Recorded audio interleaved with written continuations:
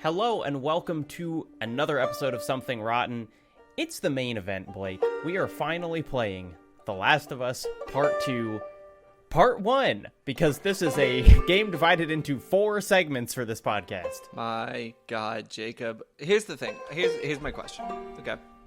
We are a podcast that I think has been lucky and that, we're both very left-leaning, very outspoken in our views and criticisms of video games. And we have, for the most part, had very normal reactions and criticisms to previous seasons. But we're stepping onto the hornet's nest with this one. Look, I'm just hoping the Hornets are going to be chill and cool. We'll see. I'm, as the one who monitors our email very closely and our Spotify comments, it's going to be a rough one.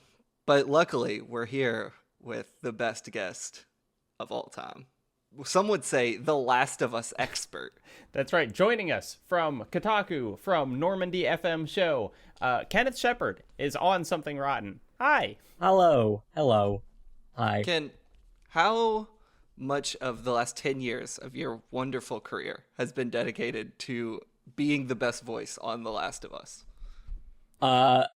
I thought I had an answer to that question until the second half of the sentence, and now I'm like, am I that person? Am I? I don't know. I mean, you're one of them for sure. I read all your Last of Us pieces. Oh, that's very kind of you to say. I mean, as far as like how much my career has been dedicated to The Last of Us, in terms of like an actual like number, I don't know if I can put that, but in terms of like series, I would say that my work is largely synonymous with. I think Last of Us is definitely up there. Sure, and Pokemon. Yeah, Pokemon and Mass Effect, Persona, everyone's got their pillars, and I think The Last of Us is definitely one of mine. As far as like what that actually looks like, I kind of started writing about games around the time that I played the first Last of Us. I was like, oh, this is very formative for me. I'm gonna switch my entire career around. And then when I actually like got into the space, I wasn't writing a whole lot about it because the game had already come and gone by that point. But then when Part 2 came out, wrote about it a lot at Fanbyte. Wrote about the TV show a whole lot at Kotaku my early first few months there. Did a whole 16-episode retrospective over at Normandy FM about both games. So I've kind of just been inundated with it for the past 3 to 4 years at this point. You still like it, despite all that time? I like the games. I don't think I like anything that surrounds it. I don't think I like being around people and talking about it. So like this is a privilege for y'all. I have like come out of my shell to come talk about The Last of Us with people again. Now, what are your thoughts on some of the central creators and acting talent? I think they should just shut the fuck up. I think you can let Listen, your work. The man in the arena. What I was going to say is, it is kind of a testament to the cultural cachet of this series that like there have been 2 games and a TV show, and that has been enough content for you to essentially write about for like 10 years. Sure. I know you've been doing other stuff in the meantime, but like there are plenty of series that have had more than 2 games that you would struggle to like find new things to talk about for that whole time. Well, luckily we brought you on an episode of this show with very little to talk about. In the first like 6 hours of this game, not that much happens. There's really not that much to go into in the development history. Just like a smooth, normal video game. Yep. Very chill vibes. It's gonna be a nice one. A 45-minute pod I can edit while I sleep. Surely won't run long on this.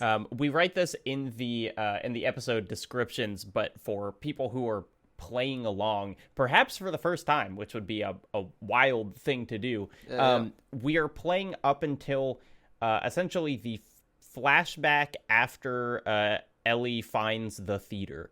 That is our first 25% of this game, which I think it's like a little more than 25% through, but like this is a long ass game. And so we'll be talking about, I think our thoughts on the game overall, but like specifics will be on that section. Jacob, to get it out of the way, I fucking love this game. Fuck with it. It's playing it now. I'm still fucking with it. I am a little unclear, and we know Ken loves it. I'm a little unclear on your thoughts about this game because a couple weeks ago, I thought you really liked this game. But recent comments have cast a shadow of doubt over that. So I'm curious, One, how your thoughts on it when you first came to it. And I remember us talking about it quite a bit, and also what it's been like revisiting it over the last week. Yeah, I mean, so I played it when it came out. It was almost grudgingly, and I don't say that in regards to the game itself, but I experienced the same thing with God of War 2018, where I thought, okay, I'll play this eventually. And the reviews started coming out, and it was just that, like, 10, 10, 10, 10, 10. And I was like, God damn it. Like, as someone who talks about video games professionally, I guess this is just one of those, like, you don't have a choice. You got to play it right when it came out. And I do think, you know, it was almost impossible for me to think about the game absent the cultural context that it came out in. And I don't, like, I really want to avoid talking too much about, like, people were saying this on this podcast, because I think that's kind of an impossible thing to define and not that interesting to listen to. But, you know, the big articles about crunch specifically were, like, really hard to avoid, nor should you have been trying to avoid them. Like, I think it's important to read about that sort of thing. You know, I have feelings about kind of the AAA machine in general, and in some ways this felt synonymous with it. And so playing it, I had that in mind, and there was just a lot of negativity, and so I was coming in with, like, a lot of skepticism about the game, like, as a project, even absent from its, like, story, just like the game as a piece of merchandise made for people to buy. I did like the game. I mean, my experience when it first came out was just like, man, I really don't know what to think about this at all, which was a cool thing to feel, and I have kind of been wrestling with it without replaying it for a long time.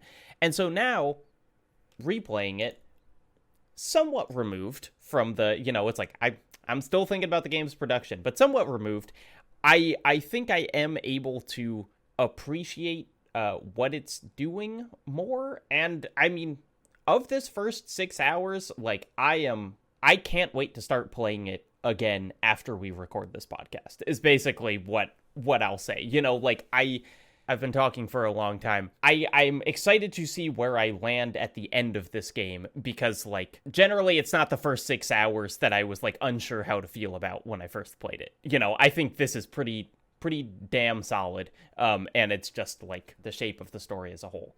So that's me. It's interesting hearing you talk about it, because Ken, I pretty sure I remember it would have been the same for you. I played it before release. And, you know, I wasn't completely decoupled from the conversation around it, because the crunch articles had long since come out, and I was, you know, pretty fatigued by just Last of Us conversations at that point over the last 6 to 7 years. Definitely fatigued by it now, over a decade after that first game. But Sony, this is like, you know, there's plenty to criticize Sony with. Their rollout for press on their first party games is actually, like, pretty great in the industry, and I feel like we had this game 2 to 3 weeks before release. I think I was a little later because I was on, like, second wave, but this is getting in the weeds. Point being, I was a freelancer at the time too, so, like, I was in my where were you playing this for? I was playing it for Unwinnable, actually. So shouts out to my contact at Sony, who was like, it's hard for freelancers to get Sony copies, and it's really hard for indie outlets to get them. But Andrew Kelly at Sony hooked me up. It was like, yo, here you go, have this. So shouts out to Andrew, he rules. Anyway, I was a freelancer, and other than the kid, no one I knew was playing it, and I was not, like, at an outlet. So I played it basically, like, siloed off from the world, and was able to experience it and have my thoughts on it. And I mean, I was a mark for it, for sure. Like, it was before I played part 1 and kind of soured on the first game. So I was just all of these beats. But before you played the re-released. Right. The re-release, and kind of soured on a little bit of that. But, like, all the emotional beats, like, fucking nailed me. And it's interesting going back to it. You know, I'm in general not a person who rewatches a lot of things or rereads books or plays games many times, because, like, the emotional moments rarely land the second time for me. And I will say that is happening here in a lot of cases, where those emotional moments just are not having that big of an impact. I feel like I'm having more of a subjective experience, if that makes sense. Wait, more subjective? more subjective, more objective, a more objective experience. There we go. Of it this time around, but it's still like, and without the narrative beats landing, I'm a little more annoyed by, to use a Tim Rogers term, the prestige tours of this game, where you walk slowly and they talk at you for a long time, and I'm just like, come on, let me get to the fucking point. That said, I am playing it and finding myself kind of respecting the audaciousness of a lot of this game as a AAA product. I think the opening of this game is like, I don't want to say antagonistic, but it's like obviously what players did not expect. I would say it's antagonistic. I think. Okay, sure. I think The Last of Us Part 2 is like one of the most like player antagonistic games of like its scale. Sure, like in terms of like a AAA game. And I think like that's something I don't really like having to always add that caveat. Like when I talk about The Last of Us Part 2, like when it does this thing that I think is great for a AAA game, because I feel like that's like demeaning towards like AAA games, which I don't mean to be, but I think there's like a lot of interesting things about the way that and I know we said that we don't really want to like linger too long on like how the game is talked about, but I think like a lot of The Last of Us Part 2, what makes it fascinating to me is that the way that it's talked about, I think, speaks to a level of boldness within what we expect of AAA games. And you know, that I think that says more about the industry more than it does like Part 2. But the thing that was interesting to me to hear y'all talk about, kind of like leading into it, was like what I found more. And again, this was also me coming from a person that was playing the game before, like before review, before everyone else had played it, before like a lot of those conversation points started coming up. Is that like the thing that was most in my mind before I started playing it was not necessarily discourse more than it was the way that Naughty Dog themselves talked about it. Because I think like there's a lot about this game that I think in a vacuum is like a really fascinating, you know, video game story, you know, and like how those things are melted together. I think in a vacuum, without having to take into account all the other conversations that happen around it, I think it's actually a really fascinating look at like a very player antagonistic design and narrative that is making players wrestle with a sort of friction that a lot of other AAA games don't. What I was more worried about when I was going in was that like Naughty Dog had spent a lot of time talking about this game in ways that I ultimately felt were like very reductive, being like, oh, this is a game about hate, is a game that is all about you know, how violence is bad and the player should feel bad for doing it. And ultimately, like, all those conversations just felt like very annoying on their own, but then when you get into the actual very real story that the game is telling, and all of those marketing beats became very suspect to me, because it was like, oh, you guys deliberately obfuscated the realities of what this game is about and what's actually happening. And so the thing that's been frustrating to me as a longtime writer and fan of The Last of Us is that like I feel like Naughty Dog's marketing of Part 2 has done more damage to the way we talk about the series than probably anything the games themselves do. Which, to be clear, I think the games like deserve like a lot of criticism as far as, you know, various, you know, things that people talk about. But I think like we're still unraveling from the discussion points that like Neil Druckmann said in an interview, that the game itself doesn't really seem that interested in talking about, but like this was the way that you framed it to millions of people before you were ready to talk about what the game was actually about. And you know, like the second the golf club comes out and you realize what's happening, like, oh, everything was a lie. Now, I don't fully disagree that the game is about hate and violence being bad, but to your point, I don't think it's solely about that. It's certainly not. Like, I think it's also like, and we probably can't say much more beyond this point, but I do think this game is like kind of tackling who earns revenge, which I think is an interesting idea. And akin to your point, or like, I know you've written about this, I also think it's a game about love, because that hate literally cannot exist without like the story being centered around the love of these two characters. And I think it's a really good point. I've been reading a lot of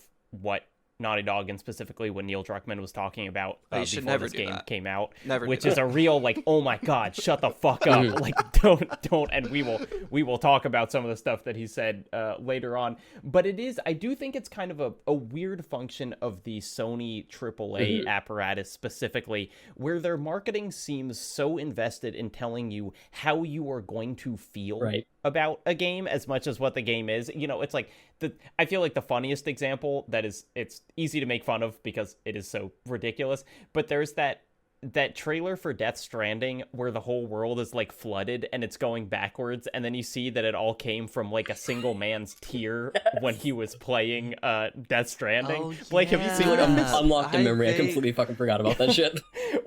Which is, I mean, like, that game is so funny. The marketing can do whatever it wants. I don't care. As a quick aside, the Death Stranding marketing was crazy because that is a game I really love, and it's not a game I even thought I was going to play until the reviews came out and everyone had to be like, all right, guys, this is what this game is actually about, which is interesting to think about the way the reviews rolled out for The Last of Us Part 2 and what they were not allowed to say about the game. Yeah, but just the idea in that trailer of like, this is a game where you're gonna cry more than like, this is a game that is doing whatever. And I think a lot of The Last of Us 2 was like, you won't believe how prestige this game is. It is going to tell stories cinematically in a way you've never seen, which I agree. It's like the framing is just so frustrating that getting to a point in your brain. One more thing, pre-release. Did any of you get hit with the leak stuff? Nope.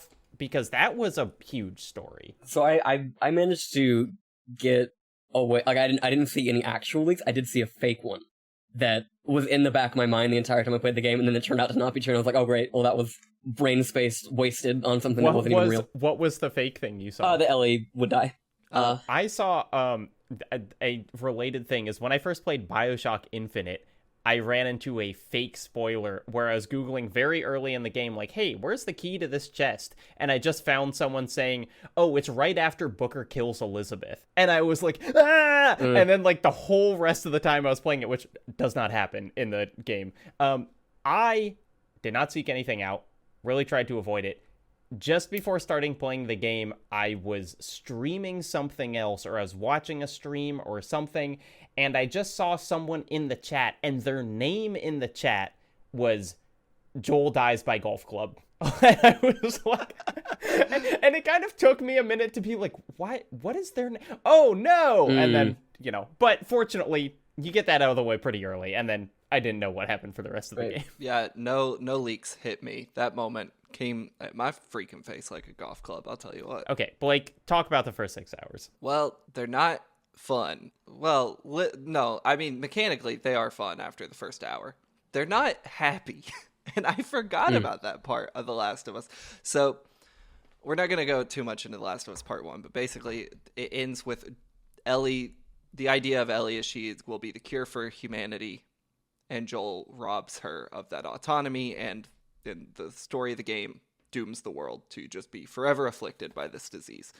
This game picks up several years later. They're living in Jackson, Wyoming, with in this community that Joel's brother Tommy has made with his wife Maria. They have electricity. They have delis, bars. It's a little town. It rules. I don't know why it's like a old west town. I'm really like not entirely sure why it's not just like kind of normal-ish. I guess I've never been to Jackson, Wyoming. Well, maybe that's what it looks like. I feel like that is to answer that question is to kind of get into some of the implicit politics of the game, but we can do that later. Okay, that's worth talking about then, because I was confused walking around the town square being like, why the fuck are all the buildings from 1730?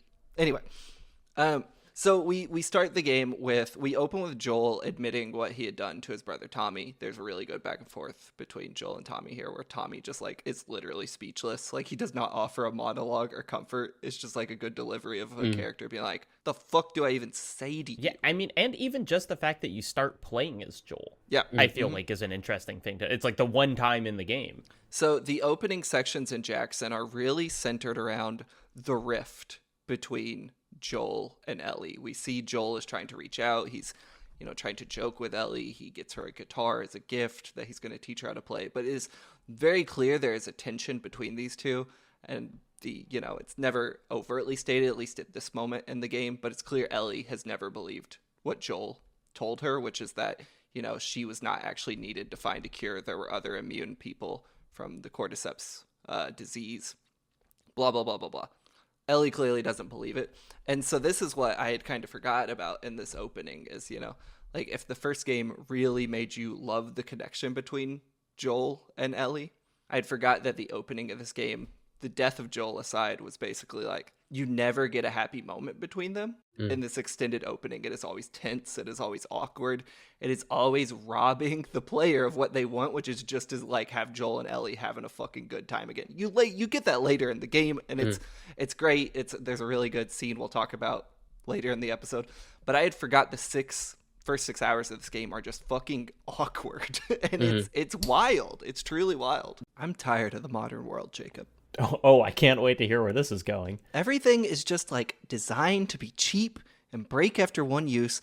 It's all plastic and it all just kind of sucks, and I just end up throwing it away. Except for this one thing. Blake, if this is about Gundams. Except for these two things. I'm talking about my Henson Razor, Jacob, the sponsor of this podcast. See, unlike everything else in my life, this is solid. It's metal. It's designed to stick around. And here's the wildest thing.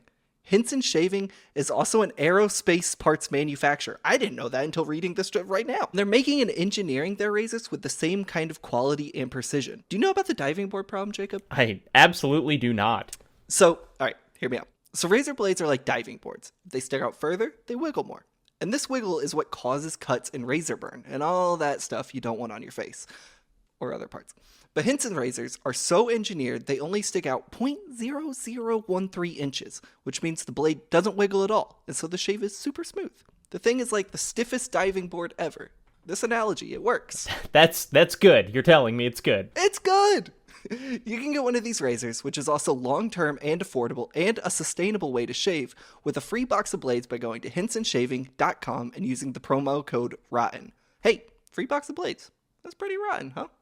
Blake, I have to tell you, I was just kidding about all those questions I asked. I have a Henson razor, and I love it. It's so nice.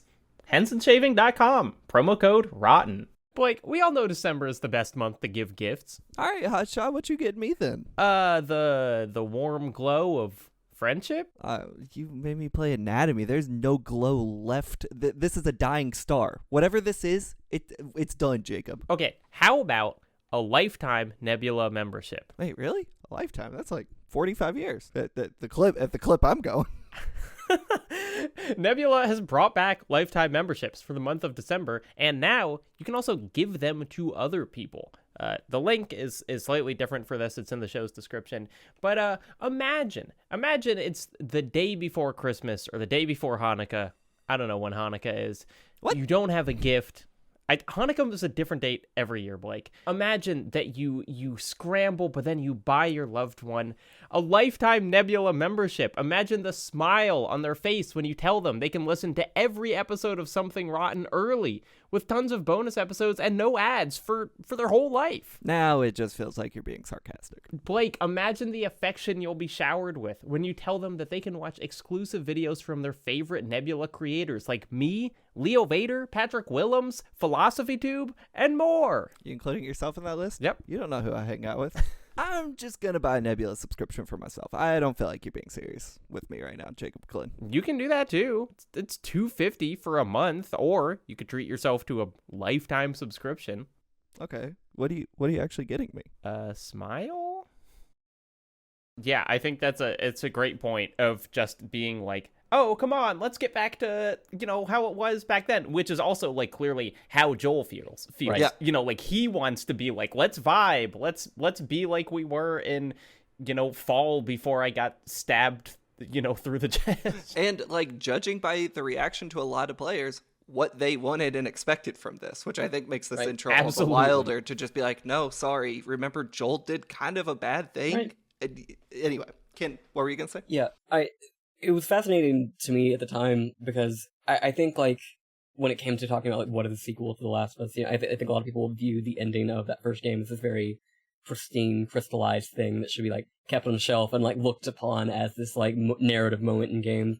Where I think what I needed, as a person who kind of felt that way, what I needed to kind of, like, justify this game's existence was to have it be clear that it was going to put its fingerprints all over that. It was going to acknowledge, like, yes, that was, like, this very important moment, but it also was not above us dissecting and leaning into further. Because, like, from the outset, like, they aren't simply just forgetting about that and moving on to a new story. It was, like, so foundational to the story that would be The Last of Us Part 2 that, like, that was when it felt like it kind of earned its existence, I guess, for lack of a better term. Like, it felt like, oh, like, we are not simply just making another Last of Us game because first game did some really fucking good numbers for us. Yep. But no, like we are very specifically expanding upon the story that it was before. Because I think there's some like, and this is something that like I just find a general frustration with most media is that when people are like, oh, if a world is large, there must be more stories to tell in it, and it's like, I frankly don't think The Last of Us as a setting is that interesting. I think it's like broadly, I mean, you know, the science is cool, the science behind it is cool, but like broadly it is zombie fiction, and I think like the core of why that first game was impactful was Joel and Ellie. It was like the nature of their relationship, and so for part 2 to come out like immediately swinging in terms of being like, we are going to expand upon this relationship in a way that makes it continue to feel very central, even if it is going to expand to a larger cast, and it's going to expand into like all these new relationships and dynamics that all kind of circles back to this one thing that was foundational in the first game. Yeah, and if we're talking about that expanded cast, good a moment as any to bring up the best Last of Us character of all time. No, not yet. Look, we'll get to her. I want to talk about that first scene with Joel and Ellie more, just to ask y'all a question or to work through some stuff. Joel comes in with the guitar. He plays Ellie a little song. If I ever were Pearl Jam. Yeah, by Pearl Jam. If I ever were to lose you. How do y'all like that moment? I think I liked it the first time around. The second time, I was way more interested in everything before and after that moment than actually sitting there and be like, oh, Troy Baker has a clause in his fucking contract that says he has to sing and play the guitar. Here we fucking go. Well, so on that note, Joel's not that good of a singer, and I like that. I like that it feels very like that's fair. Yeah, it's fun. Like very dorky dad that like, you know, tries to teach his kid how to play guitar, plays a song that she's never fucking heard, like she has no context for, and it's not like I mean like sure he hits most of his notes, but like Joel's not like, that's not Troy Baker putting on his Troy Baker singing voice. That is this man singing down like an octave lower than I can even fucking hit, singing some dorky like one of the I don't love Pearl Jam, but they got better songs than that. Sure. My they got better love songs than that. My issue with it is an issue that kind of extends to some of the other like quote unquote nice moments in this game, which is like it's too much for me. And I kind of have, this might be a problem with me and like people singing in general, but like the lyrics to that song are so unbelievably on the nose that I almost can't even take it. You know, just the fact that like Joel's like, hey, here's a guitar, I'm gonna teach you how to play it, and then just sings a song where the lyrics are, if I ever were to lose you, I'd surely lose myself. It's like you couldn't have picked anything else that's not just like, here's exactly what's going on in my brain. That honestly though, it just feels very in character for Joel. You think that man's got an ounce of subtlety in his body? I don't think so.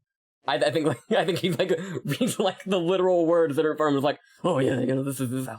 But it's like, yeah, so it's like now that he opened up to Ellie, he can't pull it back in. He's just... I also want to point out, I'm sorry to be CinemaSins, this game stays impressively committed to the idea that its apocalypse happened in September 2013, and this song didn't come out till October 2013.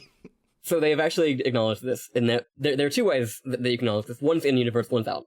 One, they debuted that song at a concert long before. Oh, so Joel was just there. Happened to be there. No, okay. Whether he was there or whatever, or saw it on YouTube, whatever. Two, the apocalypse happened like 2 weeks before that album came out, so the albums would have 100% been printed. They would have 100% been in stores. And like, there's even a record store that you go to in Seattle that has the posters for it. Like, it was about to be on sale. That's right. That's so funny. Yeah, airtight. You know, Druckmann got me again. Damn it. Okay, talk about your favorite character, Blake. Dina. Are we allowed to say this on the podcast, Jacob? The best NJG of all time. It's, you know, she is her body capture is an Italian woman, not a Jewish woman, but we've mutually assured that like we can all play each other. She's an honorary Jewish woman. Yeah, and she's acted by one. It's like that weird, you know, thing where the face capture is different than the like body and motion capture. No, she's great. I mean, love Dina. Love how she talks about Judaism. Dina, she's the best. Dina is Ellie's love interest in this, and Left Behind. You know, Ellie came out as gay, or the character. How do you? I guess Ellie didn't. You go. I'm trying to say. It was revealed that she is. Yeah. There we go. And Dina in this is she is the ex of their mutual friend. Oh God, what's his name? Jesse. Jesse? Is that it? Yes. Okay, so they had just split up like a few weeks before, and then Ellie and Dina had shared a drunken kiss, which riled up a bigot within the town, which caused further strife with Joel. And Ellie, as Joel tried to, I guess, stomp the man with a brick, as Joel is wont to do. Joel tried to break his neck. But on top of, actually, maybe in place of the fatherly love between Joel and Ellie, we actually get this romantic love arc in the beginning of this game between Dina and Ellie that I think it's really good. There's a lot of really good moments with them when they go patrolling around Jackson, because they have like crews of people that patrol around the town to watch out for stragglers or infected, things like this. And there's some really good moments between them. I also think as Ellie, granted, Dina is kind of cast at the side at some point in this game, and she doesn't join you out on your adventures because of narrative reasons. But I think for a lot of the beginning of this game is you're kind of like wrestling with how dour this is going to be and how just like mean and nasty a lot of this game is. Having Dina as that like comic backup helps a lot, even if it is to summon this word straight from 2013, a little ludonarrative dissonance at times, to just have Dina like cracking up in the background after I've and Dina just being like, oh, something's wrong with our horse. He's a little horse. Yeah. After I've just popped someone's jugular vein out of their neck, Dina's like, here's a quip. But she's great. I have written down, weed is this game's giraffes. Which I think, and it's like, it's a weird thing because the giraffes happen at the very end of The Last of Us, and them stumbling into unexpected like weed grower's den happens at the very beginning. But like, even though there are other moments in this game that kind of go for the same level of delight as the giraffes did, nothing in this game makes me happier and is like more unexpected than them being in this kind of scary cabin trying to figure out like what's happening. You're like, oh God, you're gonna find a dead guy, and instead you just find a grow room full of like 40 weed plants, and then they like get high. It's one of my favorite scenes in the game. They're not in a scary cabin, they're in a library. You love the library. It's scary. Are you scared when you go to the Raleigh library? Well, I go to the Durham library, Blake. Okay, I got it. I think the early moments where I was like, oh, this game does have good writing, even on first playing, is when Ellie opens the door and it's Jesse, and she has that very awkward conversation with him where, I mean, it's like he's fine and Ellie is extremely awkward, and then them having the conversation in the weed den, which also features, it's like the tech shit we do have to talk about. It's like characters like interact with each other physically, in this case romantically, but in all sorts of ways throughout the game, like so convincing that you forget that video games are bad at it. Like watching them like kind of cuddle and like kiss each other and whatever. I was just like, yeah, this is a scene between characters, and totally forgot that like no other kiss in a video game looks good. That right, like it is really, really astonishing that they have this level of just like casual intimacy with each other, and it does not read as awkward because of like the limits of the game's physics system. Yeah. Ken, you got any thoughts on Dina? I am, when I first played it, and what I think is broadly like what my feeling throughout this first section of the game as far as their relationship was, I was just like happy to see that Ellie's queerness was like very upfront in this game, because I think there's like a very valid criticism to be had about the first game where a lot of that was sequestered into DLC. And her love interest dies, so it's like you don't have to deal with it, right? And so I was just happy to see it explored so upfront in the beginning, and in ways that were made clear that Ellie had like found some level of like, she was no longer just having to relate to the adults in the room. Like, she has people that are like her contemporaries within this community, and has her own drama, her own bullshit to deal with that is not always about life and death. And by extension, like, I think it's one of like the smaller things I think to like kind of hyperfixate on. I liked how it ended up playing into the world building of Jackson as a place as this sort of kind of like an American small town in terms of how something that's fascinating to me about The Last of Us because it feels like very intentional in how they write a lot of culture, like in terms of how they write about culture in this world, is that like because of the apocalypse, like everything's kind of like boiled down to like the lowest common denominator of like how people like how culture permeates through places like Jackson. And so like when you get into the stuff like where there's this bigot named Seth that is like has this very small-minded worldview, and you realize that like parts of that have survived the apocalypse, but like as we'll find out later in Seattle, like Ellie and Dina don't know what a pride flag is, and there's like all these like interesting things about the way that Last of Us kind of talks about how does culture survive the apocalypse, and like how is that just as much a casualty of a pandemic as people are. And I think like as a person that's like lived in a small town for the majority of his life, a lot of those things that Ellie goes through just felt very true to life for me. And for a lot of the issues that people have with like other characters that y'all will talk about in another episode, The Last of Us feels pretty precise in the way that it writes about those things, in ways that feel like very intentional and like felt like they have, at least as far as I feel like there's a level of care and forethought into how the things are implemented into the world that The Last of Us is. And it makes Dina and Ellie's relationship feel kind of special in the midst of all the other shit that is kind of people coming together by happenstance and by necessity more than anything else. One of the things that I really like is they have a conversation just kind of incidentally about like one of Ellie's exes who was like the tattoo artist who like did the tattoo on her arm, and just the fact that like it was like Ellie existed between The Last of Us 1 and 2, and she had like romantic relations, and she was just like a person. I think it's really nice that they don't do a thing with Dina of like, oh my gosh, this is Ellie's first like adult relationship and she doesn't know, whatever. I think the Jackson thing is interesting, and the kind of like casual homophobia that is clearly still there is like an interesting part of it, because like it does feel very real, and you have this moment where Ellie's kind of like, hey, fuck that guy, and not his wife, just someone else in the town is like, can you just be chill about it? Like can you kind Maria of is right. Where she's kind of like, can you forgive him because things will just go a lot smoother if you do. Keep the peace. Which is like, Maria is kind of a like one of the more logical, rational characters throughout the game, but also you can see she's kind of just being a like, look man, just don't fuck shit up, even though this guy is being a bigot to you, like things are gonna be more smooth, which is if you were in a small town and queer or whatever, something that you certainly will have experienced.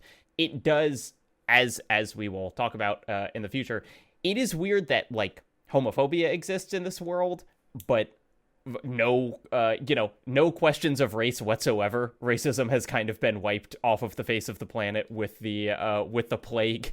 And the other thing, here's something to talk about with Jackson. So there is, I think one of the saddest scenes in the game is you go into Joel's empty house, and you like the kind of game objective there is you find a revolver in his room, but also it is just that kind of Naughty Dog thing where they give you a chance to like look around someone's house and like, oh, what kind of pictures did he have? He had a wood carving station. You can go and like smell one of his jackets, which is just like heartbreaking.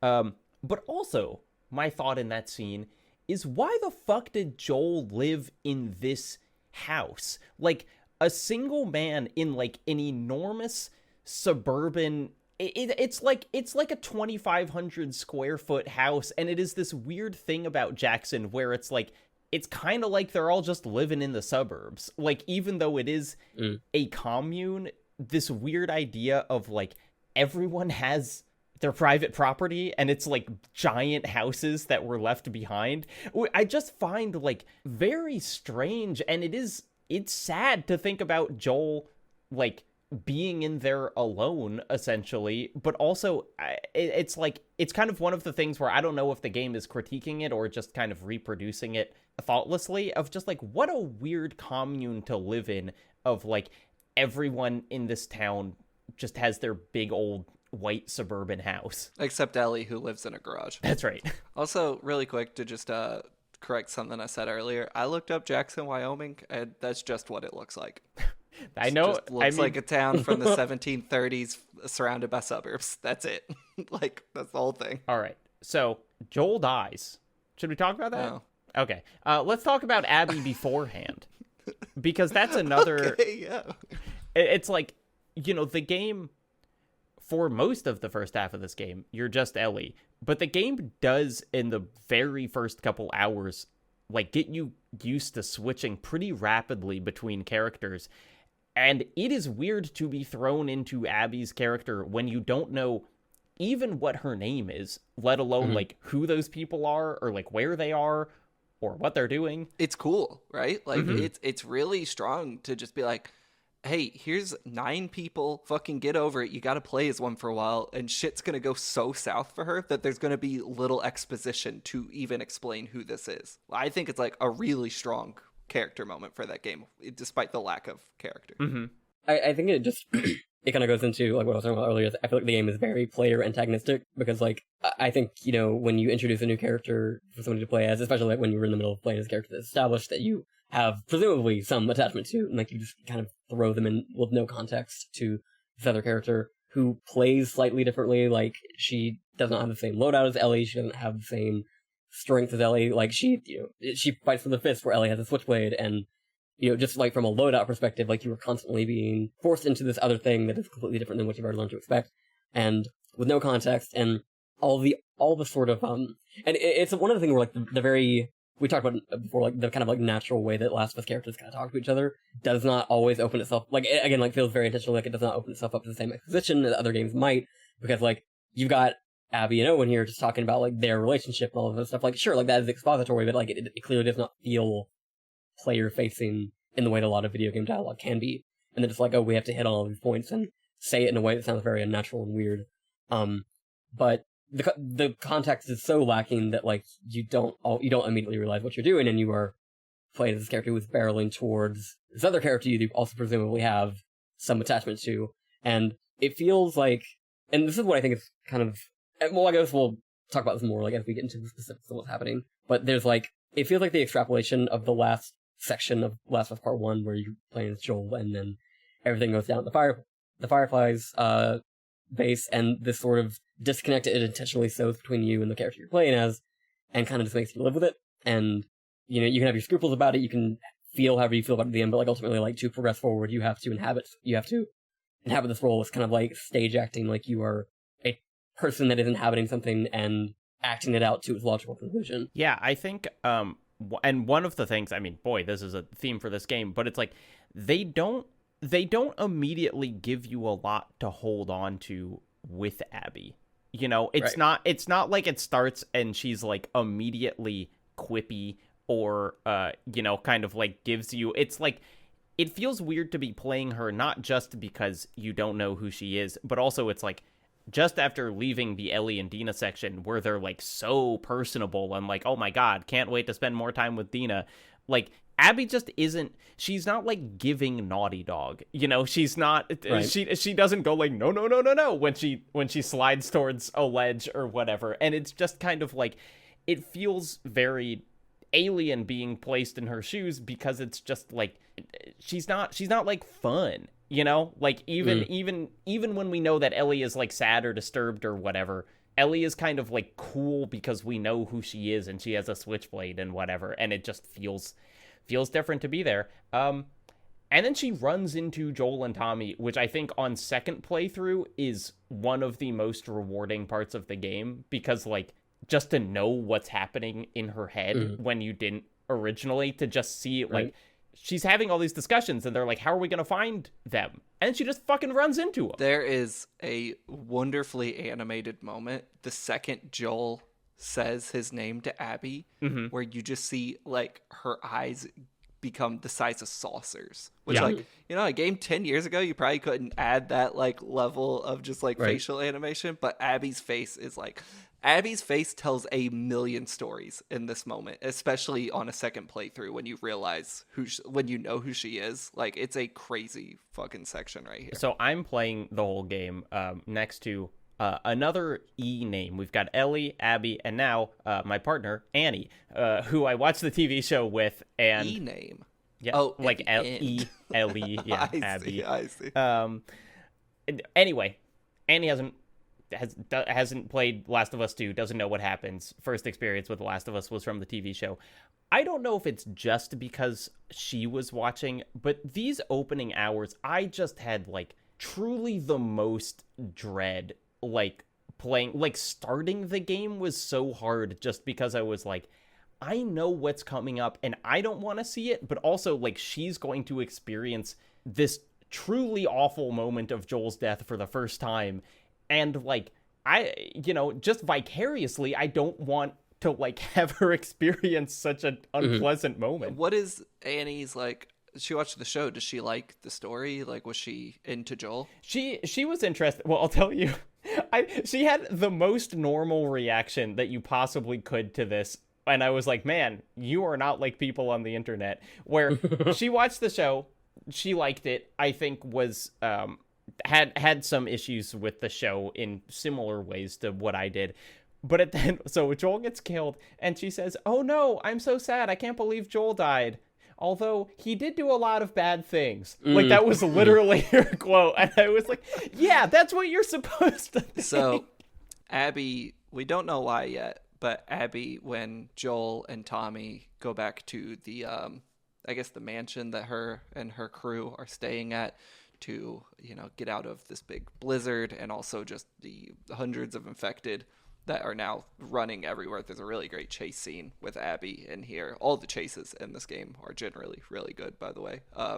There's one later in this section, not as good, we can talk about. But anyway, we don't know why, but Abby kills Joel. And this scene, obviously, was burned in my memory. To talk about the first time I played it, I had no clue this was coming. The game was not spoiled for me. And it was one of the rare moments in media that got me to audibly, gasp when, the shotgun blast hits his leg. I remember sitting in my room at the time being like, whoo!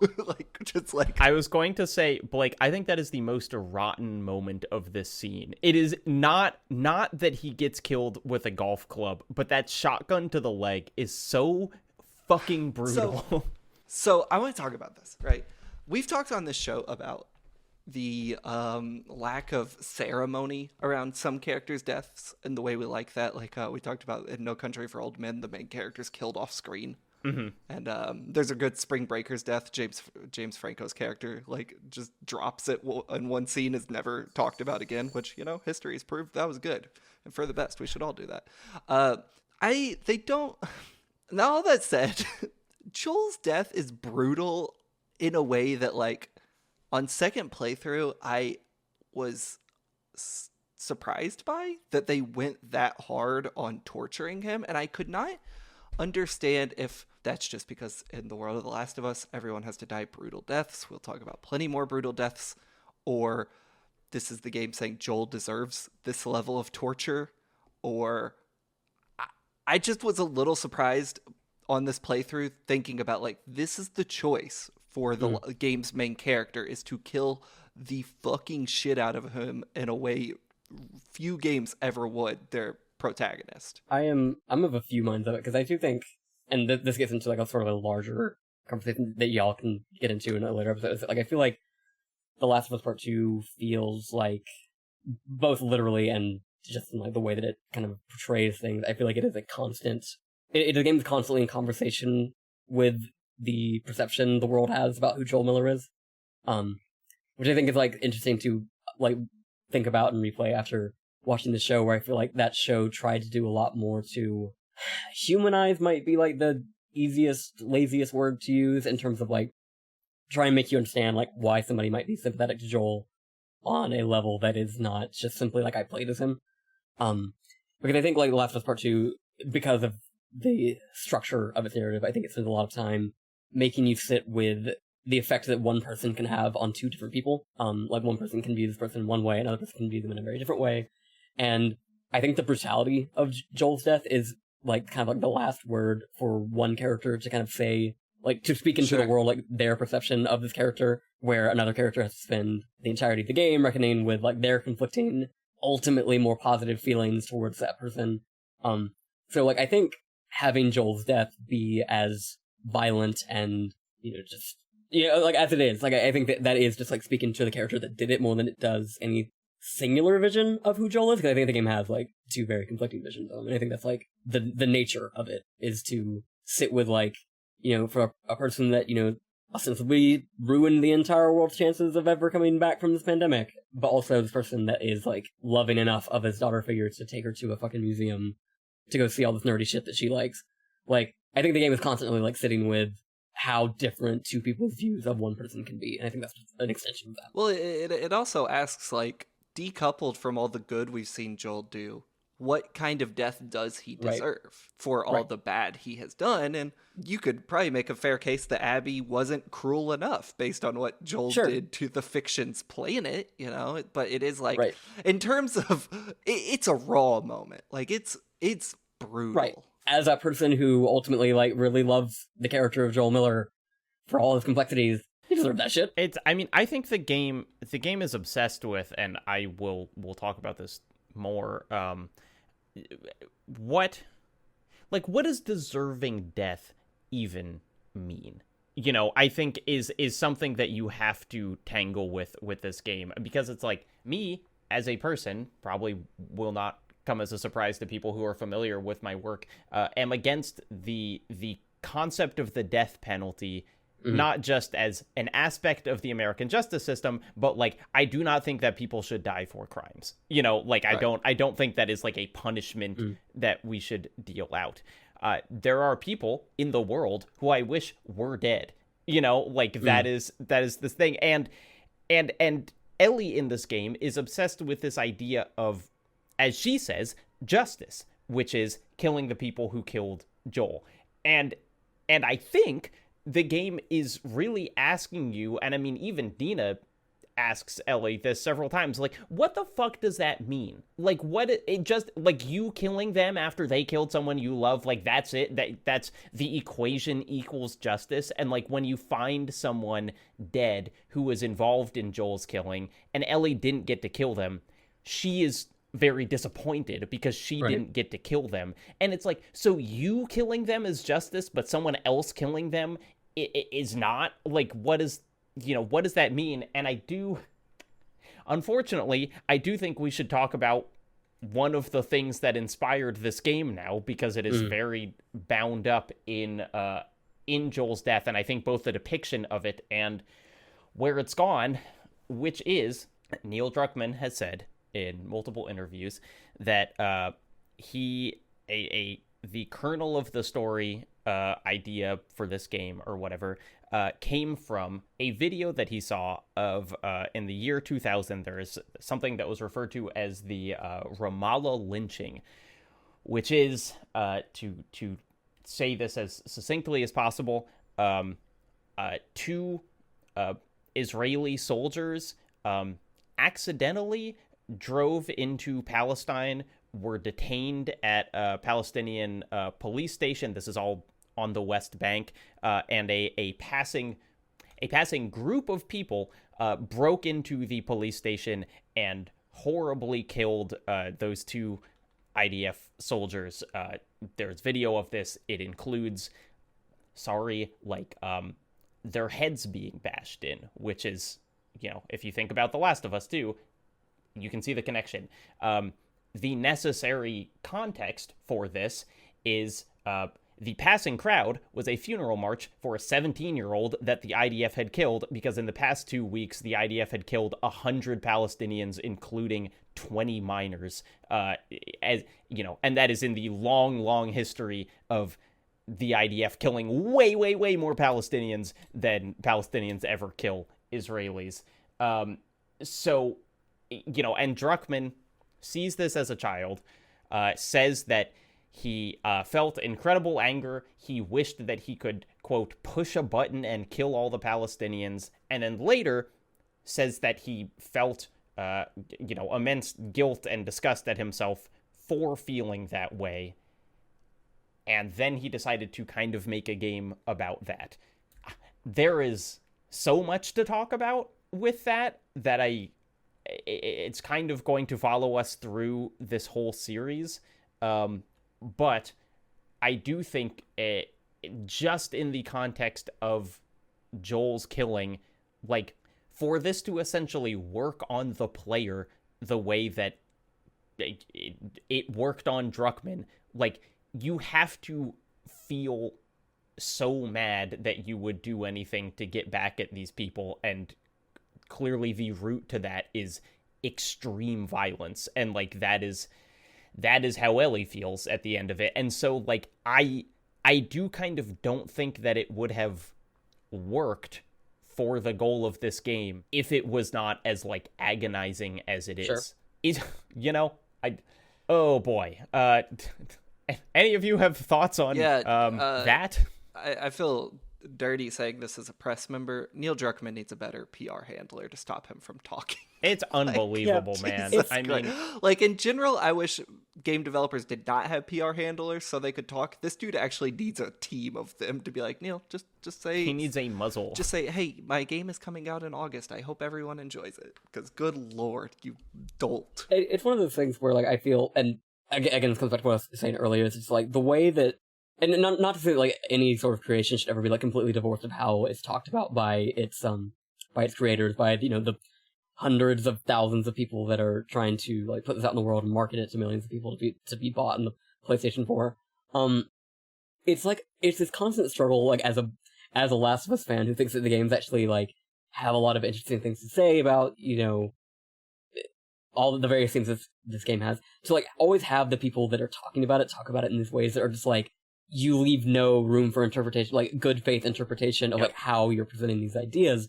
Because, like, divorced of everything that Druckmann says, like, I view The Last of Us Part 2 as a game that is about, like, it's about grief and ultimately leading to forgiveness after, like, a series of, not necessarily forgiveness of the person that has done the thing wrong, but, like, forgiveness of the person that has put you through some, again, y'all will get to all that later, but, like, in a vacuum, like, The Last of Us Part 2, I feel like has a lot of, like, really kind of, like, powerful meditations on the things about, like, how, our own agency is taken away from us in a lot of things, and, like, how it takes us time to reach that, like, level of peace on our own without everyone in the world telling us that this is what we have to do. And all those things are fascinating to me. But then you got fucking Neil Druckmann who comes in and, like, just, like, frames it in, like, this horrific sense that, like, it's not like a one-to-one comparison of the story that you've written, but it is still the context and, like, the framing that you're giving people to consume this thing with. And it's just, like, how do you not realize that that is going to tinge the way that everyone talks about this moving forward?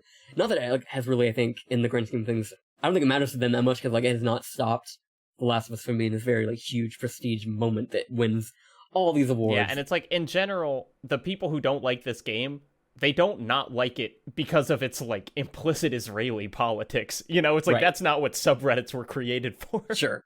But, it's just, like, I think The Last of Us Part 2, and, like, I think I even said this to Blake once on, like, the Game Informer podcast, was that, like, I feel like the marketing campaign of The Last of Us Part 2 was, like, this moment in my head where, like, the gears started turning, and, like, I became so much more jaded towards video game marketing campaigns than I've ever have, just because, like, you've got these people that are, like, talking about this game in one pillar of things. Like, you've got them who are deliberately obfuscating the reality of what this game is, so everything they say becomes suspect. But then, like, when you get into the inner workings of, like, the framings that they had as they were making this, like, it suddenly becomes much more vile than I think even the game itself is necessarily positing, because it is very much in the specifics of the relationship that it is written, rather than bringing in, this very fraught, political framing that Druckmann talks about in his marketing that, like, is this thing that I don't think that the game is ever really going to recover from, just because, like, you got one person in a group of hundreds that have made this game that has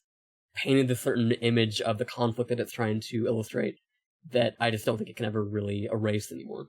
Which I don't think it should, to be clear. I think, like, whatever it has to say in a vacuum sudden like now has this other cloud hanging over it that it just can't separate from. For a game that I think is very interested in love and relationships as much as it is interested in like vengeance and hate, like those stories are fine to tell, but the way it was talked about pre-release and Druckmann's comments paint it with a layer of insidiousness, right? Which makes it harder to sometimes want to meet the game on its terms when in the back of your head, like you're thinking about these things Druckmann said about what influenced him.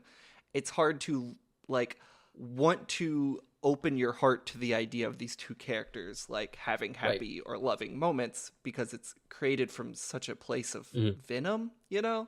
Yeah. And you know, and I do think even if he had not done those interviews, it wouldn't be impossible to find these things in the game. Sure. You know, it's like the game doesn't exist totally, you know, it's like we'll talk about pieces that are like written that are using in-game sources to talk about it.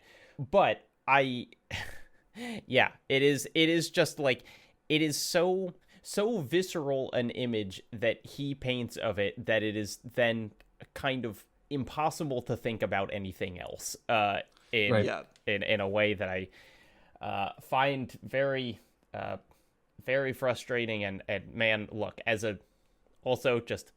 Jew and a Jew who loves so much of the like Jewish stuff in this, one of my least favorite parts of being a Jew is feeling connected to Israel in some way, and so it is just like, God damn it, you're doing this to me again. Like I can't just think about how it's nice that Dina loves the synagogue, you know. Really quick for listeners who maybe aren't super familiar, there's a really good piece on Vice by Emanuel Mayberg called "The Not So Hidden Israeli Politics: The Last of Us Part 2" that I really recommend. Yeah, we'll continue talking about that piece.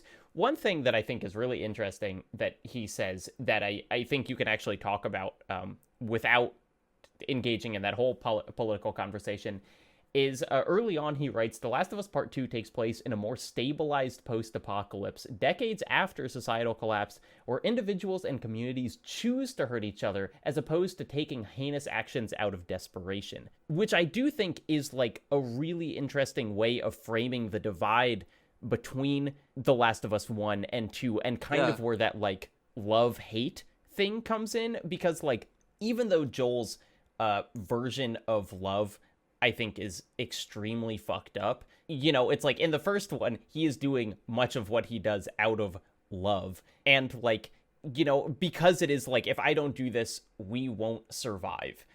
And in this it's like they could easily survive, you know. It's like Joel is dead, that's sad, but like they're not doing this because they think it represents a danger to their community, you know. It is like they are making a choice to go and kill people, and in many ways the WLF are doing the same thing. And it is this like, I think it's what makes this game so much more cynical than the first one. Is the first one is kind of just that question of like, how far would you go for love in a world that's dangerous? And in this one it's like, even if we have community, we're gonna like seek out violence, which is just such a depressing theme. Kind of on track with some of the themes of Killer 7, right? Even if we have world peace, there will still be terrorism. Like, they're kind of similar ideas in some ways. Yeah, but it's like Killer 7 never actually had world peace. You know, it's like Jackson's a chill place. Yeah, I guess so. Yeah. So I think kind of. I'm of a couple minds about that, because I do think that, yes, obviously, like, that is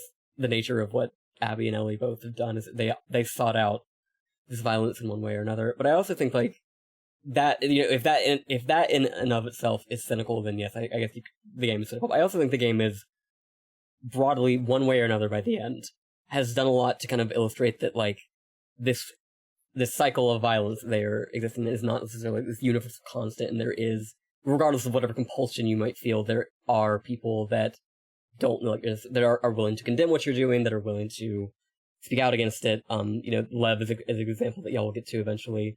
In the sort of like the final section of the game, Dina becomes that voice for Ellie, and it becomes less about like, you know, this is like the inevitable sort of end game of everything that everyone experiences in this world. And I think it just becomes a thing of like, people have to be willing to come to terms with that themselves, and then like make the active decision to move away from it. because like, even as far as what we're talking about today, like the in that early segment, you get the sense that everyone is like came with Abby, somewhat on board with what they thought they were doing, but then when it got to the level that Abby wanted to do, like everyone was like not about this. Like Owen's very much like, you've had enough. Like we need to get out of here, end this right now. And as y'all will get to later, like that creates a rift between Abby and Mel, where Mel was like, okay, I kind of signed on for this at one point, and then it became something very different. So I think like at the outset, like when you kind of like when the game is simply framed as like, okay, revenge tour in Seattle for Ellie. I think like yes, that is the sort of cynical viewpoint that it kind of puts forward, but I think by the end it does, in my opinion, like it comes across much more like these characters were not at peace, and now that they are, they can find something new in this world, and that does not have to be like the thing that everyone inevitably ends up doing in this world. Because I do think like having something like Jackson is sort of a hopeful expression within a post-apocalyptic world that like yes, like everything can go to shit, but like communities can be found again. And that it just takes like one person willing to put a board onto a nail to make a house, and yeah. So like that was my long-winded way of saying like I do think the game like ultimately is hopeful, and I do think it is kind of putting forth that like this does not have to be the way that things are. I think that's a great point, and it also it makes at least Ellie almost a much more tragic character, because it's like she has received like Joel's fucked up version of love and has kind of incorporated it into her worldview, which is, and it's like we see the flashback section where they go to the museum is wonderful, as we've talked about many times, and it's like showing that like Joel is capable of being, a normal father figure who does nice things, but it's like so much of Joel's expression of love in the first game is through violence. Right. That is kind of how he builds it. And even though Ellie is so like disappointed and mad at him for the decision that he took from her at the end of the game, I do think that this game is illustrating that it's like she learned like what love was from that like really twisted version of it that he was demonstrating, which is just so sad. And you see other characters who did not learn it in the same way being like, why are you doing this? Right. And Ellie is almost unable to articulate it, because I think it's just like part of her brain chemistry after everything that she went through with Joel. And that's something that like I have a lot, I mean, over the years, like I've kind of collected various things that are said about this game that kind of like get under my skin, and one of them is like the sort of notion that like Ellie should stop when I feel she should stop, because I feel like that's something that's often like put on the last section of this game where like all this stuff has happened. Why is Ellie not simply satisfied? Why is she not content with the life that she has? And I think there's like something, especially with that character, like where every like tragic moment of her life is an agency being taken away from her, whether it was Riley, whether it was the Firefly base, whether it was Joel's death, whether it was being forced to leave Seattle by getting her ass whooped. Like Ellie's autonomy is like so paramount to like what she doesn't have in this world, and that like I like when you get to like the sort of metatextual ideas that Last of Us Part 2 is ostensibly putting forward, where like Druckmann's like, oh, you should feel bad for doing violence, don't you feel bad? Like this very finger waggy version of the story, like, and then but then you're also having this character that is constantly the one that is actually in the driver's seat, and is one that's like, no, I still need to do this because I still feel this compulsion in all these other ways.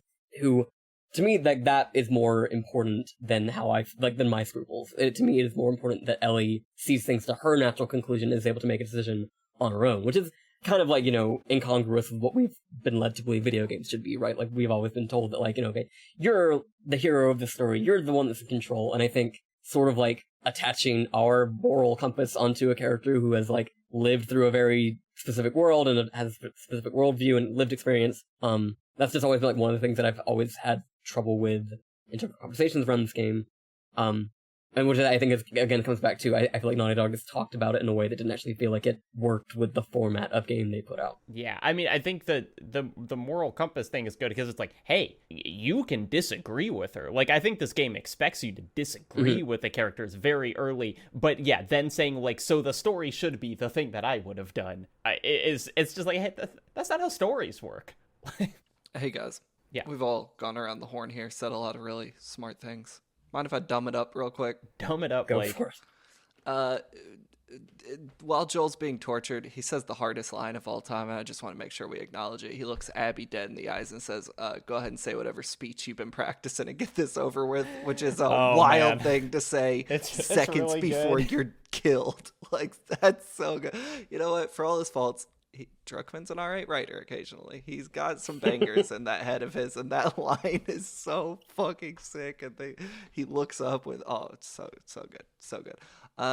But then he's dead, and you know, what can you do? We all got to move on in life. And Ellie is like, well, gotta wash my hands of this. Live and let go.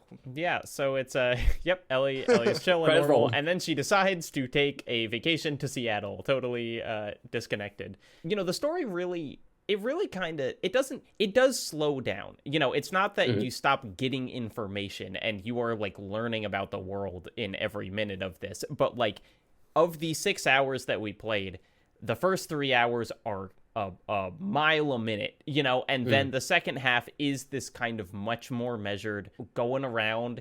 It does the same kind of interesting Naughty Dog thing as they did in Uncharted 4, where they were like, here's one big open world section in a way that the game isn't going to do for the rest of the time, you know, but like it is this really interesting experience to get into the Seattle QZ, and like you just got a big open field basically with a bunch of buildings, and you just get to walk around and do stuff. I finally found the music store this time. I had not seen it before. Oh, when you didn't do it? Cutscene, you got your take on me. Yeah, I hate that song. And I didn't like it here either. But I was like, I did finally find it. And I was like, oh, it looks nice. I just do not fuck with that song. I think this section's cool. On a second replay, it's kind of frustrating. But like, God, I gotta go all the way fucking across this field. I just want to go to bed. But it's a cool moment. I don't think The Last of Us needs this, and I feel like the developers felt that way too, because it's never repeated to that scale again, where in Uncharted 4 there was like 2 or 3 of them. And they did it again in Lost Legacy as well. Yeah, right. Like every time they've done like a pseudo open world moment, it's always felt like an experiment more than it has felt like, oh, this is like a pillar of the design that we really wanted to get into. And like I'm not like super hopeful that they will kind of go back in, because like, I mean, broadly, like, one of this game's biggest issues is pacing and the length. Because like when I think of like the actual like plot beats, I'm like, I don't really know what could have been cut to make this short. But then I think of like, oh right, there's an entire open world section that was like twice as long as it probably needed to be. And I think if you're like leaning harder into that in whatever their next game is, I'm just like, come on, y'all, like you did one thing really good for like several years. I don't think that we need you to like create on the scale, especially considering like the, you know, like, again, like all the reports about like the state of labor over there, and you know, when you have this game that is of the scale, and when you operate on like a detailed level the studio tends to operate on, it's like, what if you didn't do that? What if you scaled back? What if you did something that was both going to probably be a bit easier on all your developers and also easier on me 7 years from now whenever you actually release it? And I won't have to invest several hours of my life trying to get from one side of the map to the other. They are interesting on a mechanical level, because I almost feel like, and I think the section that happened shortly after the giant open field moment, which is when you're just going through like a big series of like apartment buildings and complexes, and it's like, it's much bigger than you think it is going to be. Like, it's actually pretty non-linear, even though it looks kind of just like a Naughty Dog like street that you walk down. It's like there's tons of stuff. I feel like it's almost like they are attempting for a level of realism where they're just like, hey, this environment would be this big. Right. You know, not everywhere they go is going to have like a bunch of chairs piled up in front of every door. But then as a gamer, I am like, I can't miss a single pill or part, or like, what if there's like a training journal in there that I don't find? And so it's like, I almost feel like I would have a better time with them if I was more able to be like, okay, I looked around for a little while and now I'm gonna go. But instead, just in like gamer min-max brain, I'm like, I gotta look in every corner, I gotta make sure I'm not missing anything, I don't have many bullets, I need to find another bullet, and then it's like I am ruining the pacing for myself almost. Something I think worth bringing up here is how good the combat in this game is, because we're hitting the load of it. And The Last of Us 1 had fine combat, I guess. The Last of Us 2 is like genuinely one of the more fun games I think that's come out. Well, okay, it's like underrated. in his combat. Absurd. Yeah, it's absurdly fun in a surprising way and very dynamic. And the other game was like dynamic too, but it was dynamic in the sense that you could kind of run away and get back in cover and go back into stealth. And this game, it's not an immersive sim, but it is every combat scenario is like play your own way, find ways to bend this combat arena around your finger. It's, when the tides change against you, how are you going to react to it? Like, and I think, obviously there's combat earlier in the game, but it's very tutorialized and kind of small. But once you start getting here, and definitely in the later sections we're going to play, where they like got very ambitious with the scale of combat arenas, it's so good. Do you feel that way about all of it? Or I guess what I'll say is I was shocked at how long you go in this opening section before you fight other people. That you're just fighting infected for like so long. And the infected combat, I think, is fine. It's like, it's high stress, it's high tension. But I do think it's like when I'm talking about how good the combat in this game is, I'm largely talking about like fighting other humans. That's a really good distinction. And yes, I mainly mean fighting other humans and the occasional moments where humans and infected are combined. Jacob, there's something I noticed about you. Oh, yeah? You're a very hairy guy. Probably shave pretty frequently, and yet you're not bankrupting yourself on disposable razor cartridges. What gives? Blake, you are so right. If I shaved with one of those new multi-blade things, or even worse, had one of those subscription services, I'd take probably most of my income keeping my beard in check. But, in fact, I shave with a sponsor of this episode, Henson Razors, and they are genuinely very cool. See, Henson sells a classic safety razor that uses standard blades. Standard razor blades, unlike cartridges, are super cheap and not tied to any proprietary system. Even better, though, is that Henson's razor is designed to be super usable for anyone, no experience required. I had no cuts and smooth cheeks the very first time I shaved with it. It's a classic kind of razor, but engineered with super modern tech. It's the pinnacle of razor evolution, Blake. HensonShaving.com. Promo code ROTTEN. Can I tell you something about me, Jacob? I have not used a razor since I was a teenager. Is that true? I use an electric razor. I'm just really good at using those. Yeah, that's all I use. Blake, here's the thing. I actually use this all of the time. This is a sponsor that I truly believe in. My beard, it looks full, but it just grows this fast. The thing is, you can get a razor and a free pack of 100 blades, which would last, like, years. You can do that all by going to HensonShaving.com and using the promo code ROTTEN. Fighting humans, which comes after this first major open section. You do go to, like, a kind of a smaller open section where they start introducing more humans. That's where I think it is really good. Helped in large part by the prone mechanic in this game that they did not put in Last of Us Part 1, and it fucking needed it. It is like, we've talked before about how, like, I think I mentioned, I would always kind of fantasize about, like, what if there was a game where you killed, like, a normal number of people? Where it had combat, but you were fighting, like, 2 people in a level or whatever. And this is, like, not quite that, but it is about the closest that any game has ever got to being, like, just that. It's like, you don't feel like, oh, 2? Well, they're just throwing 2 guys at me. This is easy.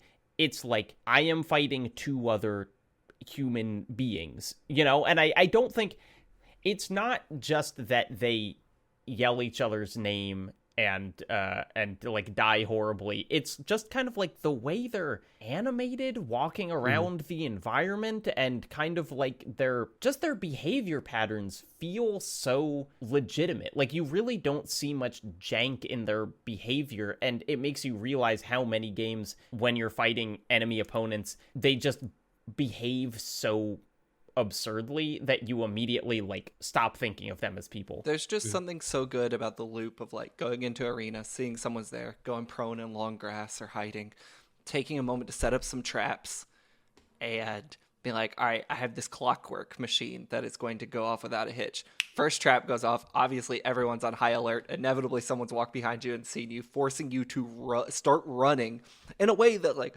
I'm sure if you were not playing it would look ridiculous, but in the moment feels very realistic as how you would approach it. It's like, I'm going to run, as someone might corner you, so you throw a bottle at them and hit them or slash them with your knife, but there's another dude to your right, so you have to quickly turn then and like waste your 2 bullets you have on him.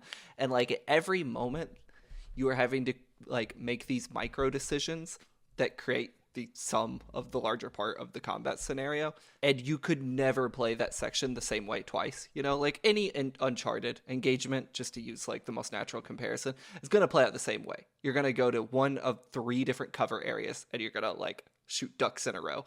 And I feel like I could play a combat arena in this 10 times, and all 10 times it would feel different, and something like it would go right in 10 different ways and it would go disastrously wrong in 10 different ways. And the fact that it repeats that throughout almost every combat scenario, at least in these sections that we played, is like genuinely impressive, and I think worth like commending. And I wish it was like something more prevalent in other third-person shooters. I think something that has always stuck out to me, and I think like to speak to your example of like every sort of encounter feeling very different, I think something that the game does that is actually very impressive is I think the way that it makes Ellie and Abby's playstyles drastically different, even though ostensibly like you're working with the same mechanics. Like Abby's very much like heavy artillery, where Ellie's just like kind of a ramshackle stealth driven sort of build.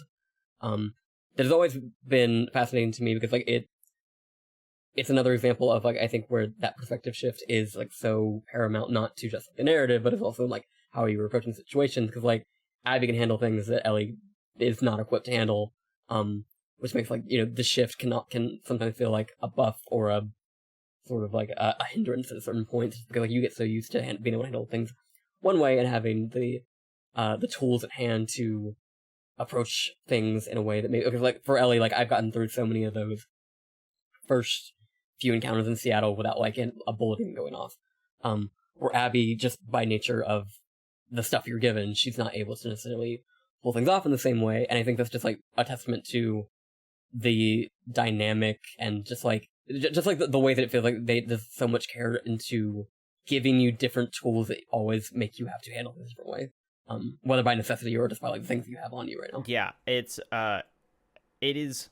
I kind of wonder like how much of it is design and how much is just kind of raw effort. It's like you think about like, oh, this is like cleverly programmed versus just by fucking like brute force did they make people like walk around this realistically or like have these kind of patterns.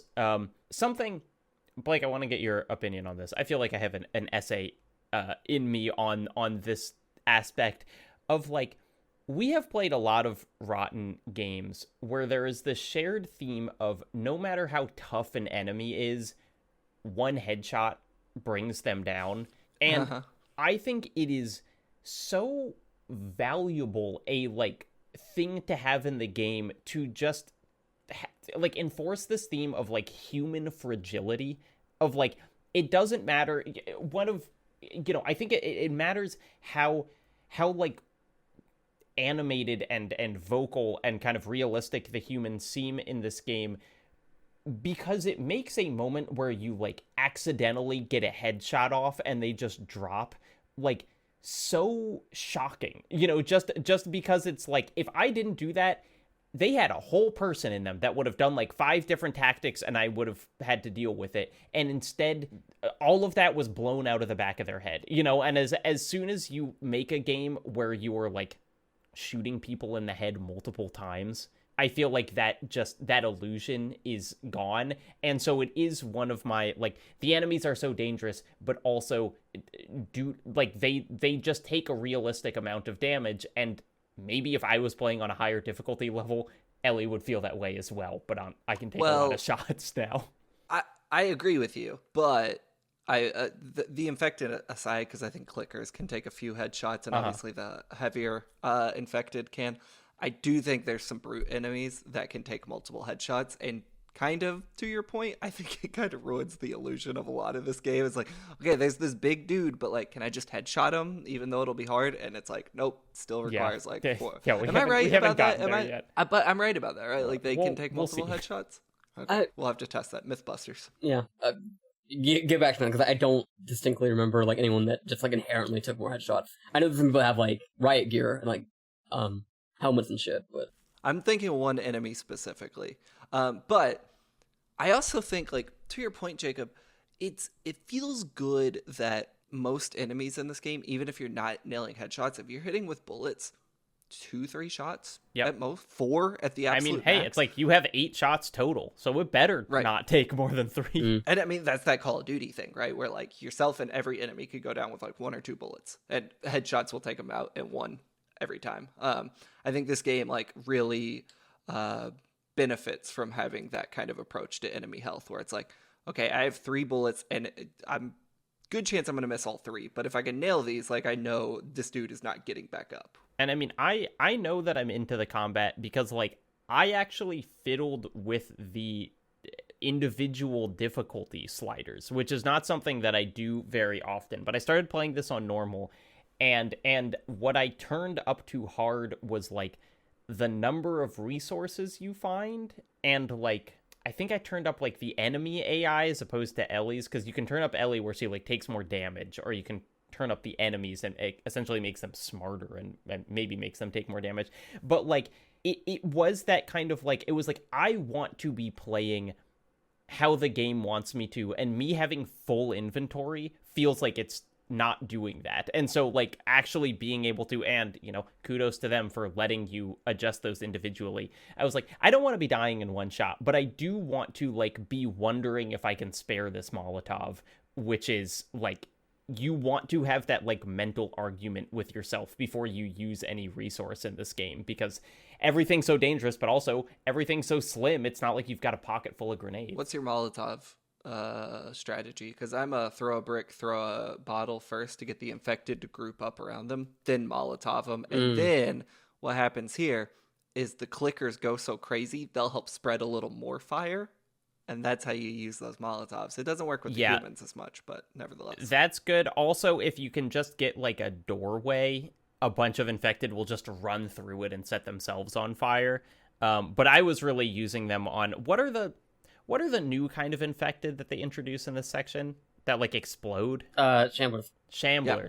I was, those are probably the hardest combat sections in this specific part of the game, is they put you underground with, like, a whole bunch of infected that can basically insta-kill you. It was easy. Okay, well, Blake says it's easy, so I'm wrong. You put the trigger bombs on the 2 doorways, and then you stand on the elevated platform, and then they run in, and then the next ones that come in, you just throw Molotovs at them and use all your material, but you get through without ever taking any damage. Easy. Can we just talk through what's going on in Seattle really quick? Really quick. I know we got to talk about the museum as well. Yeah, so you get to Seattle, and aside from your revenge tour, what you're slowly uncovering is there are 2 main factions that have taken over Seattle. The WLF, which stands for the Washington Liberation Federation? Front. The Wolves, as they're, I guess, colloquially called. And we don't see much of them. We see the aftermath of something this other group does. And first we know that they were fighting Fedra. So it's kind of 3, because it's interesting, I think, the Wolves versus Fedra, because Ellie hates the WLF so much that she almost seems unable to recognize, like, hey, this is exactly what the Fireflies were doing. You know, it's like, you were down with the Fireflies, and that's, but yes, so then later on in the section, the WLF essentially beats Fedra, then this new group pops up. Fedra is kind of a non-issue in this game after kind of the opening. But the second group, we see the aftermath of what they did in a TV station, a very scary scene where they have disemboweled and hung people, and that will come back later. We only know them as the Scars right now, that we don't know much about other than their name and kind of they're scary. But that's basically what's happening in Seattle, and we are just now in the thick of it. Mm-hmm. And I do think it's cool that, like, just the enemies having imperfect information, where they just think Ellie and Dina are Scars because they have no idea that, like, they are kind of third-partying this whole conflict. And the WLF and Scars, we we'll see it in much greater detail, but we're told in the beginning here there's a civil war between them going on for Seattle right now. So anyway, that's what's going on there. I did another comment from Annie that I thought was very funny along this is like that section where they're like WLF patrolling and you're like going and killing them kind of 3 at a time or whatever. She was just like, what are they even doing? Like, why? How stupid? Like, why do you need to walk around with guns outside? Like, what are you like preventing here? It just feels like they're like, I'm gonna do my little military job because like that's what I know how to do, in a way that feels so, again, it's like the post-apocalypse imitating the pre-apocalypse of like, what point is this serving other than this just kind of like illusion of like military control? Yeah, just like the real military. All right, flashback. Let's do it. Well, no, hold on. God, there's so much fucking story in this game. Dina and Ellie are going through Seattle, causing a ruckus, bringing the motherfucking ruckus. Shit's going south. They're killing lots of people. They come across the corpse of one person that was at Joel's death. They are captured by a second one that Ellie stabs in the neck, who gives them the name of all the name and pictures of everyone she's going to be tracking down. And then as they are trying to find somewhere to hunker down, as they're running into more and more infected and more WLF, they take bunker at a theater where Dina reveals she has been pregnant this whole time, which explains some of the sickness she was getting a little earlier in the game, which causes Ellie to react, I'd say, poorly towards her love interest, her partner. And then they kind of break off in this theater where they're staying for now. And then we get a flashback. Sorry, there's some crucial info there. I felt like we needed to I do think it's interesting that like we don't really know how long they've been traveling from Wyoming to Seattle, and there's just a line that Ellie says that it's like, you knew this like weeks ago, we could have turned back, which I do think is one of those like little lines that paints a big picture of like, oh my gosh, they were just like riding on horseback. Like, think about all the shit they did on that ride, and like theoretically they have no clue how long they'll be in Seattle at this point, because obviously we know, having played the game, but like all they have when they get to Seattle to go off of is Ellie remembers she's looking for someone with a braid. Yeah. And that's it. Like, anyway. All right, and then we go to a little museum, and we do get a happy Ellie and Joel moment. The game has robbed us of it up to this point, but we do get a really nice moment of Joel and Ellie before it's ruined. Can I tell you a story about my life? No. Okay. Well, so the next thing that Ellie tell does. us the story. So there is a museum near me called the Museum of Life and Science that has had for many years, in various states of disrepair and then repair, a life-size brontosaurus, not in front of it, but in like the woods kind of to the side of it. And so it's like, you don't walk up and you're immediately like, this is part of a museum.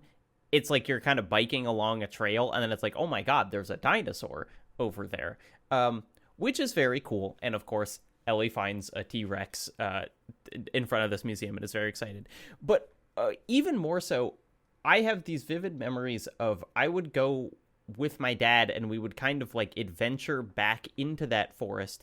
And what we eventually realized is there used to be a whole like wilderness trail that was essentially left to grow over, because there is like a woolly mammoth just in the middle of the fucking woods with like no trail to it at all. It's like parts of it are kind of falling off, and you can see that it's made of like paper mache or something.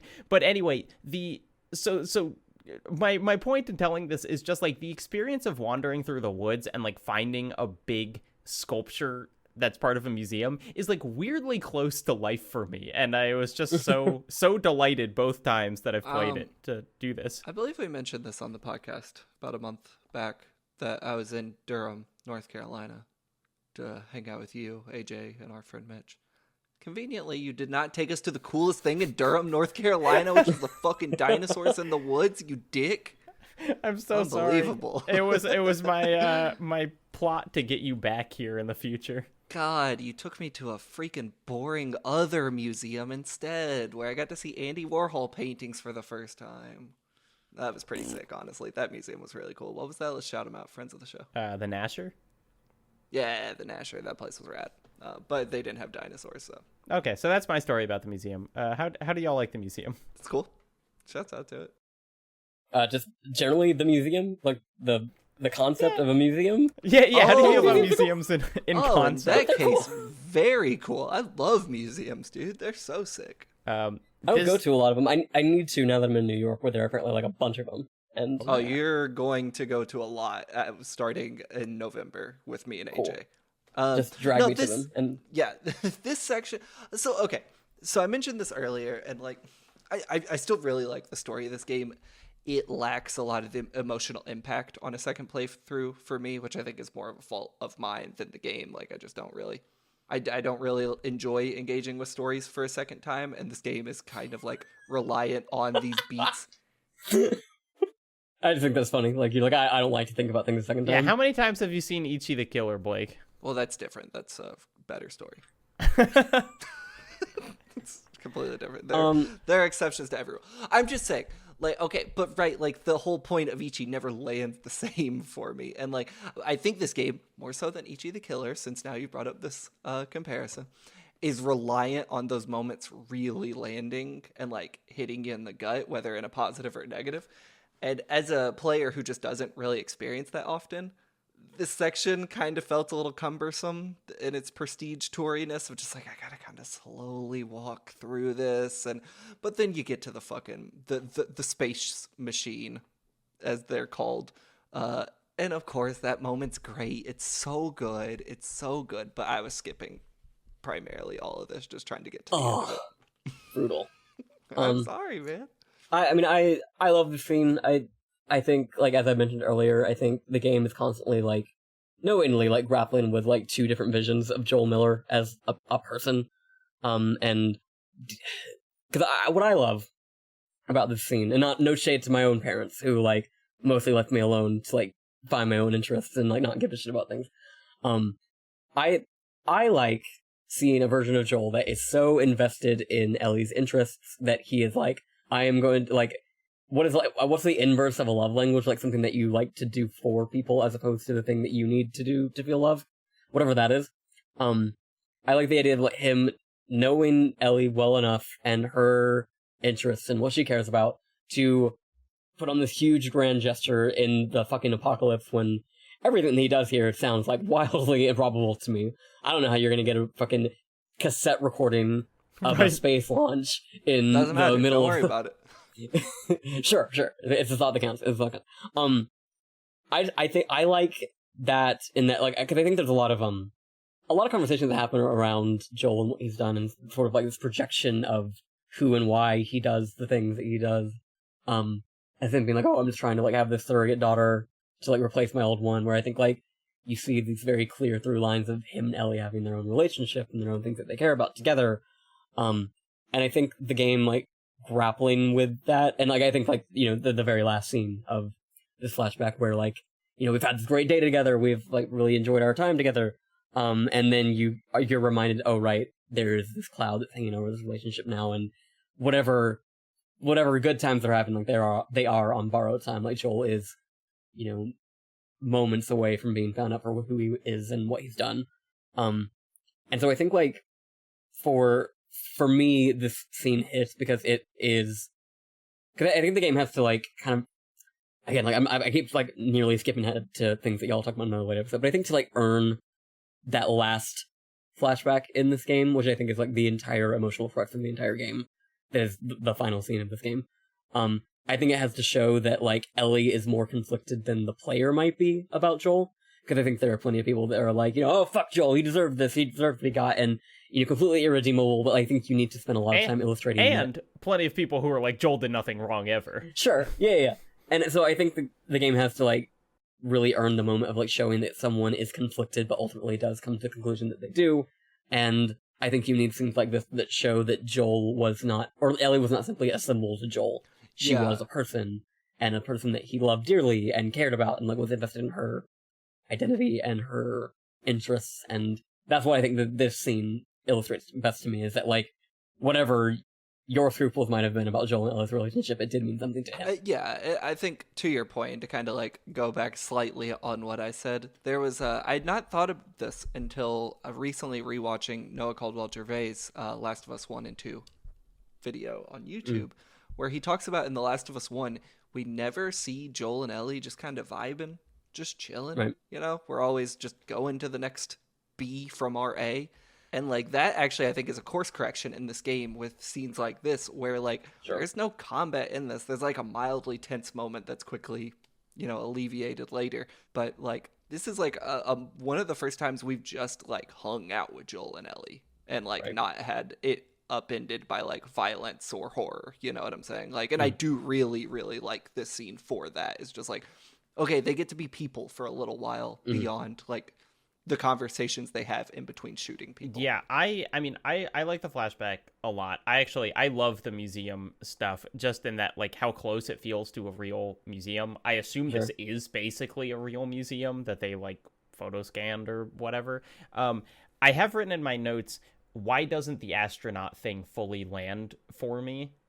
Because it is, and I think it's almost similar to the Pearl Jam moment, where it's like, I can, like, see the game's effort here in a way that I think almost pushes me away, where it's like, this is very similar to a thing they did in Left Behind, the DLC, where you have like Ellie imagining playing the arcade game while her friend describes what the game is, and you can, like, see the lights on her face.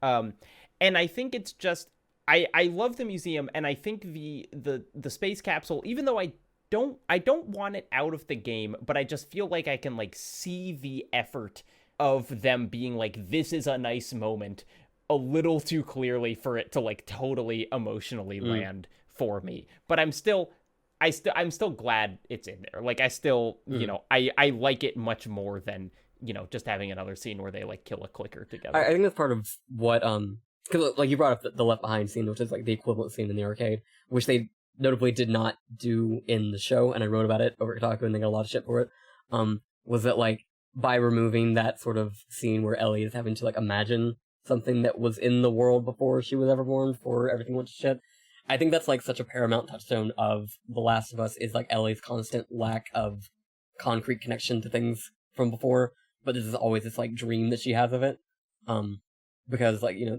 it's not about, I think, Noah Caldwell-Gervais said this in his video as well. Like, Joel is not necessarily, like, letting her live her dreams, but she's, like, the gift is the dream itself. And these sort of ideas that, like, Ellie is constantly, you know, and there's even points in, like, in later in the game where she's, like, at a convention center. It's like, oh, we were born in the wrong generation, man. Like, a lot of that, like, nostalgia for a life you did not live in a time period you weren't around for is so paramount to, again, like, the sort of, the culture of The Last of Us, like the sort of, like, survival of culture in The Last of Us, and it's so paramount to Ellie's arc throughout, and, like, her interest is, so, like, I think, again, like I was saying, I think, like, Joel recognizing, like, these are things that she wished she could have one time experienced, I think that's why it works for me, although, like, I think that's probably why they didn't do the arcade scene in the show, is so they can pull this moment off in the second season of the show, because, like, they don't want the, like, clear repeat that they end up doing in the game, which is, in retrospect, like, kind of surprising that they did something that was that overt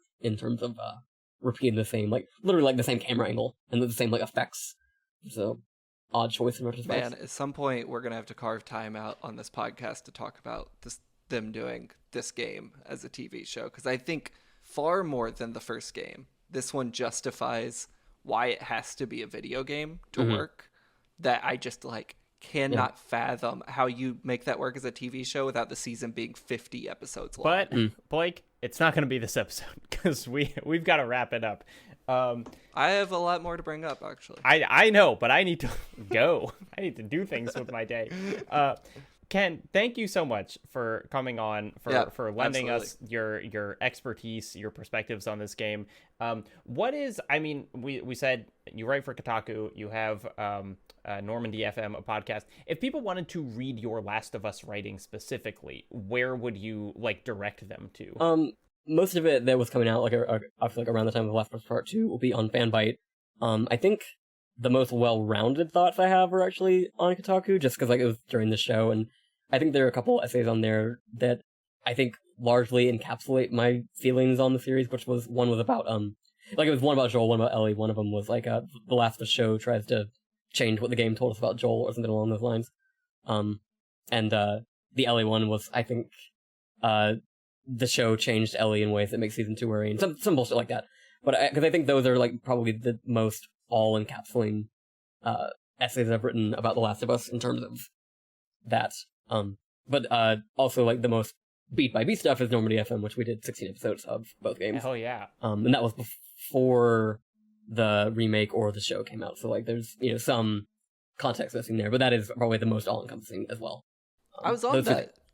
You were on that. I'm just remembering. I talked about how good the puke is in this You game. did. The most realistic puke I've ever seen in a video game. Blake loves the puke. We'll get to it, Jacob. Don't worry. Yeah, I can't recommend Ken's writing enough on The Last of Us. My go-to source when I want to read about this stuff. I even read all your stuff on the TV show, and I didn't even watch most of that. I only watched a couple episodes. I still read it. So, hell yeah, thanks for coming on. Thanks. Yeah. Thanks for having me. For next time, we will be playing up until the character switch. It's like when the game came out, that was a spoiler. Now I think it's more or less well known. But that'll be our next section up until the end of Ellie's part. For Blake Hester, my name's Jacob Geller. This has been Something Rotten. And as we go, if I ever were to lose you, I'd surely lose myself. You can stop recording, Jacob. Fade it out, Blake.